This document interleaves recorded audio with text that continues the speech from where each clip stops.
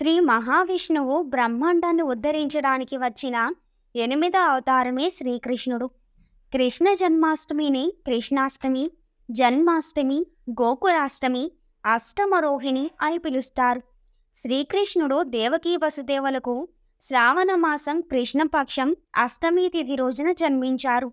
ద్వాపరయుగంలో శ్రీముఖ నామ సంవత్సరంలో శ్రావణ మాసంలో బహుళ అష్టమి నాడు అర్ధరాత్రి రోహిణీ నక్షత్రంలో శ్రీకృష్ణ జననం జరిగిందని పురాణాలు చెబుతున్నాయి. శ్రీకృష్ణుడు పరిపూర్ణుడు.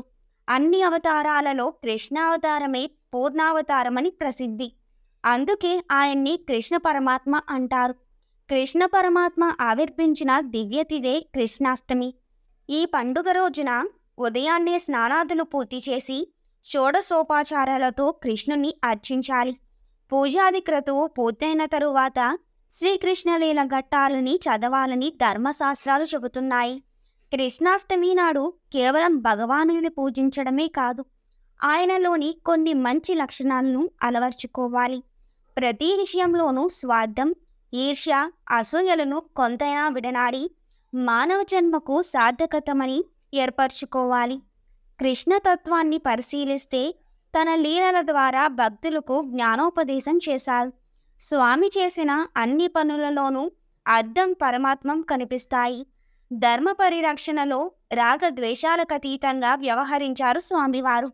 కృష్ణాష్టమి రోజున కృష్ణుని అర్చిస్తే సకల పాపాలు పోతాయి, ధర్మార్థ కామ మోక్ష ప్రాప్తి కలుగుతాయని స్కంద పురాణం చెబుతోంది. కృష్ణాష్టమి రోజున భీష్మాచార్యులను పూజిస్తే సకల పాపాలు తొలగుతాయని మహర్షులు చెప్పారు. సంతానం లేని వారు బాలకృష్ణుణ్ణి సంతాన గోపాల మంత్రంతో పూజిస్తే మంచి ప్రయోజనం ఉంటుంది. అదేవిధంగా వివాహం కాని వారు, వివాహ ప్రయత్నాలు చేస్తున్నవారు రుక్మిణీ కళ్యాణం పారాయణం చేయడం వల్ల వారికి వివాహ యోగం కలుగుతుంది.